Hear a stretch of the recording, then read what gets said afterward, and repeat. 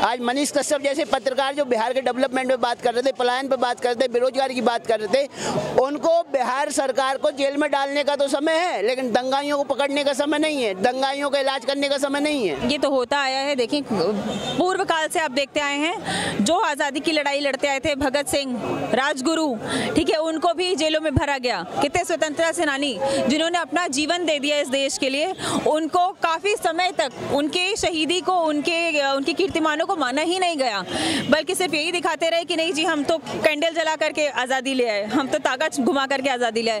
तो ये जो बातें हैं ये बड़ी काल्पनिक है, कपोल कल्पित है, और मैं मानती हूँ कि ये जो हो रहा है इसको युवा अच्छे से जवाब देगा आने वाले इलेक्शंस में, क्योंकि मनीष कश्यप जैसे जो व्यक्ति है, इतने ज़्यादा, वो बहुत ग्राउंड रिपोर्टर हैं, and I really respect him, because वो जाते हैं, मेहनत करते हैं अपने काम पे। कोई भी युवा जो मेहनत करके कमा रहा है, आपसे नहीं बोला कि आप मुझे रोजगार दे दो, आपसे नहीं बोला मुझे आप आरक्षण दे दो, लेकिन वो अपना काम कर रहा है, आप उसके ऊपर अगर आघात कर रहे हैं तो आपसे ज़्यादा बुज़दिल कोई हो नहीं सकता। ये बात ऐसी है कि जिस प्रकार से दंगाइयों का आतंक बढ़ता जा रहा है, इस पे सीधी सी बात है कि प्रशासन को और प्रदेश सरकार को ऐसा नियम बनाना चाहिए कि उनको चयनित कर करके उनके सभी सरकार से मिलने वाले अधिकार समाप्त हो जाने चाहिए, उनको वोट देने का अधिकार समाप्त हो जाना चाहिए। जो भी व्यक्ति इस देश में दंगा कर रहा है या फिर सरकारी संपत्ति को जला रहा है, कोई बस, कोई कोई सरकारी संस्था, कोई गाड़ी, कोई रोड, कोई बिल्डिंग, कोई भी सरकार की तो नहीं,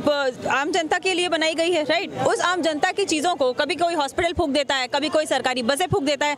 मैं ये पूछती हूँ कि ये टैक्स पेयर का पैसा है, जिसमें से अत्यधिक जो टैक्स पे करने वाले हैं, आप देखें कि जो दंगाई हैं और विशेष लोगों की तरफ से कितना टैक्स आता है सरकार की ओर, नाम मात्र को सरकार की ओर टैक्स आता है। तो आप समझिए उनके ऊपर इतनी सख्त कार्यवाही होनी चाहिए।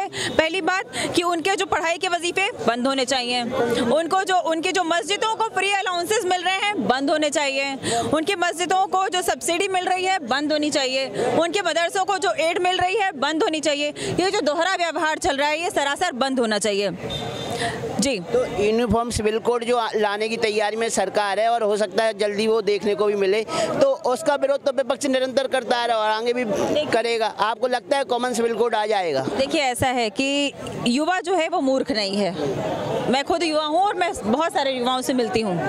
युवा को चाहिए समानता, स्वतंत्रता का विशेष रूप ही समानता है, और जब तक समानता नहीं तब तक स्वतंत्रता नहीं। और यूसीसी आना बहुत आवश्यक है। देखिए, महिलाओं के साथ में जबरन रेप हो रहे थे हलाला के नाम पे, तब कोई भी विपक्षी आकर के बोल नहीं रहा था या कोई भी पार्टी आके बोल नहीं रही थी।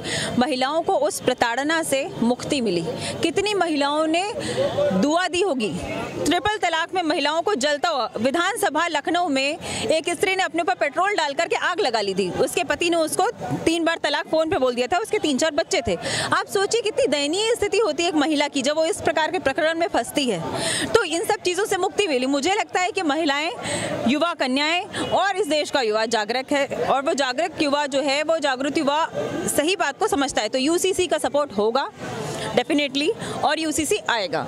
अपने ही देश में बहुसंख्यकों को नज़रअंदाज क्यों किया जा रहा है? क्यों ममता बनर्जी भरे मन से बोलती हैं कि अगर आपने उनके मोहल्लों में कदम रखा या उनको उकसाया या जय श्री राम के नारे लगाए तो चयनित करके आपके ऊपर कार्रवाई की जाएगी, जबकि सबसे ज़्यादा दंगों का प्रताड़ित हिंदू हो रहा है आज। देखिए, बहुत शर्मसार करने वाली बात है कि ये एक संदेश, जो कि कुछ गिने चुने त्यौहार होते हैं साल में, रामनवमी, जन्माष्टमी, ठीक है, उसके ऊपर हिंदू लोगों को ये इस प्रकार की बयानबाजी कि आप अपना त्यौहार शांति से मनाएं, किंतु रोज दिन में 5 बार जब भोंपू लगा के हमारे कान में चिल्लाया जाता है, तब क्यों नहीं बोला जाता कि आप शांति से नमाज पढ़ लें, भोंपू हटाएं।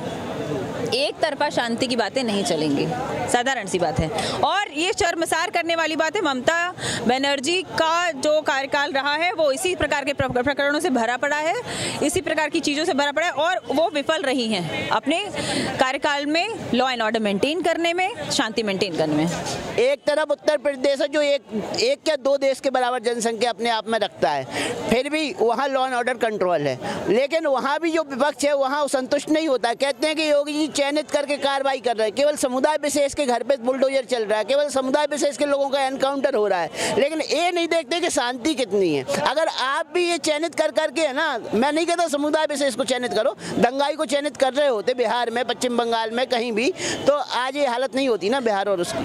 बिल्कुल, देखिए सिवान में जो हुआ बहुत ही शर्मनाक था और ये घटनाएं बढ़ती जा रही हैं। इससे पूर्व भी कई बार ऐसी चीज़ें हुई हैं, ठीक है, तो ये होना बहुत ही दुखद है और चुन चुन के बिल्कुल होना चाहिए। देखिए मैं तो कहती हूँ, मैं सीधे एक तरीका होता है, विदेशों में एक तरीका होता है, जब दंगे होते हैं तो नीले रंग की इंक की बौछार की जाती है और वो बौछार धुलती नहीं है और उन लोगों को चुन चुन के मारा जाता है जो उस नीले इंक से रंगे हुए होते हैं। यही तरीका सरकार को अपनाना चाहिए और चुन चुन के उनकी ऐसी धुनाई करनी चाहिए कि वो जीवन में भूल जाएं।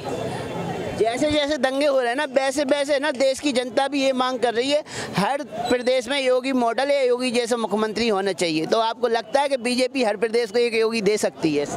देखिए, योगी बनना बहुत मुश्किल है किसी का भी, क्योंकि जो जीवन उन्होंने जिया अब तक वो बहुत ही कह दीजिए त्यागपूर्ण जीवन रहा है। वो अपने पिताजी के मृत्यु पे भी नहीं जा पाए उस समय और वो अपना काम कर रहे थे। सेम ही आप मोदी जी को देखिए कि उनकी माताजी का अंतिम संस्कार हुआ और कुछ घंटों बाद वो ऑनलाइन काम कर रहे थे, मीटिंग्स ले रहे थे। तो योगी बनना बड़ा कठिन है, लेकिन हाँ, मैं मानती हूँ कि इस देश का युवा है, इतना जागरूक है और जो विचारधारा है, अगर उस विचारधारा को सही से फॉलो किया जाए सनातन की, तो हर व्यक्ति योगी है अपने आप में। क्योंकि सनातन तो हमेशा यही सिखाता है कि शांति बनाए रखें और लड़े नहीं एक दूसरे में। हर युवा योगी तो बनने का सोच रहा है, लेकिन हर युवा मुख्यमंत्री नहीं बन सकता ना, और अभी बिहार बंगाल जैसे प्रदेशों को योगी जी की आवश्यकता है। बिल्कुल सत्य बात है आपका। देखिए, ये तो मैं एक इंडिपेंडेंट एनालिस्ट हूँ, पॉलिटिकल एनालिस्ट हूँ, तो इसमें मैं पार्टी की तरफ से कोई बयानबाजी नहीं करूँगी कि होना चाहिए, वह कौन होगा, लेकिन हाँ होना चाहिए। अगर कोई सख्त है, राजा का सख्त होना बहुत आवश्यक है, प्रधानमंत्री का सख्त होना अनुशासन बनाए रखने के लिए बहुत आवश्यक है। तो बिल्कुल ऐसे लोगों को चुन चुन करके लाना चाहिए जो सख्त हो, जो राजनीति को रणनीति से और कूटनीति से मिला करके काम कर सके और अच्छे से अपने राज्य को चला सके, उसको एजुकेशन में आगे बढ़ा सके, उसको रोजगार अच्छा दे सके, भारत को आत्मनिर्भर बना सके। बिहार जैसे राज्य में इतने अच्छे ब्रेन्स है कि अगर बच्चों को सही तरीके से सही चीज़ें मिले, मुहैया हो, तो मतलब आप देखें कि अगर आप IAS IPS कैडर उठाएंगे, अगर आप डिप्लोमेटिक कैडर उठाएंगे, अगर आप IFS कैडर उठाएंगे, तो आपको बहुत सारे यूपी बिहार के बच्चे मिलेंगे जिन्होंने कीर्तिमान स्थापित किया है। देखिए, ये कई बार ऐसा होता है कि राजनीति में लोग इस तरीके का करते हैं, स्टेटमेंट देते हैं, और हमको लगता है कि जो स्टेटमेंट कल अमित शाह जी ने दिया है वो बहुत परफेक्ट है लोगों के लिए। दंगाइयों अपना दंगा छोड़ दो, नहीं तो जिस तरीके से उत्तर प्रदेश में अपराधियों का हुआ है वैसे बाकी भारत में भी सभी अपराधियों का लिए होगा। गृह मंत्रालय या अमित शाह जी को अगर हम देखें तो बिहार में क्या एक्शन ले लेंगे वो, क्योंकि वहाँ अभी बीजेपी की सरकार भी नहीं है, क्या उनको सपोर्ट मिल सकता है बिहार सरकार से? जिस तरीके से ममता बनर्जी जी की जहाँ सरकार थी वहाँ पर हिंदुओं के रक्षा के लिए उन्होंने CRPF को भेजा था, यदि ऐसी स्थिति आएगी तो वहाँ पर भी लगाई जाएगी। केंद्र पूरे भारत के अंदर सुरक्षा व्यवस्था का काम देखना होम मिनिस्ट्री का काम है, जो अमित शाह जी देख रहे हैं, और यदि वो नहीं मानेंगे तो वहाँ इमरजेंसी लगाकर एक्शन किया जाएगा।